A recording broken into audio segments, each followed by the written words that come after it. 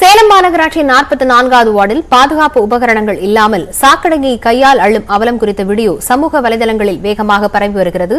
இதுகுறித்த விவரங்களுடன் செய்தியாளர் திருமலை இணைந்திருக்கிறார். திருமலை, இந்த சம்பவம் குறித்து மாநகராட்சி அதிகாரிகள்கிட்ட ஏதாவது விளக்கம் கேட்க முடிஞ்சதா?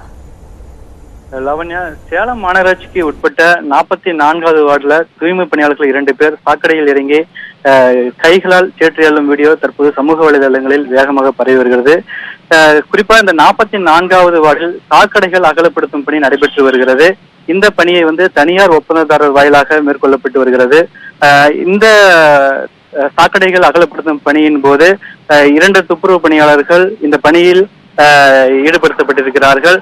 அப்போது அந்த சாக்கடையில் அடைபட்டிருந்த சாக்கடைகளை அள்ளி வெறும் கைகளால் அள்ளி வெளியே அகற்றப்பட்டிருக்கின்றனர்.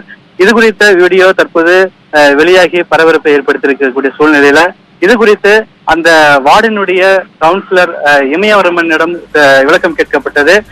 அவர் என்ன சொல்லியிருக்கார் என்றால், இந்த வீடியோ என்னுடைய பார்வைக்கு வந்திருக்கிறது. இது தொடர்பாக நேரில் சென்று அந்த தனியார் ஒப்பந்தரிடம் கேள்வி எழுப்பிய போது தவறாக பயன்படுத்தப்பட்டிருக்கிறது என்று தெரிய வந்திருக்கிறது. அது மட்டும் இல்லாமல் அந்த ஈடுபட்ட தொழிலாளர்களிடம் எச்சரிக்கை விடுக்கப்பட்டிருக்கிறது என்றும் அவர் தெரிவித்திருக்கிறார்.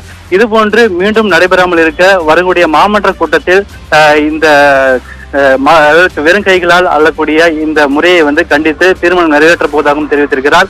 மேலும் இது குறித்து மாநகராட்சி ஆணையாளர் கிறிஸ்துராஜுடன் விளக்கம் கேட்பதற்காக தொலைபேசியில் அழைப்பு விடுத்திருந்தேன்.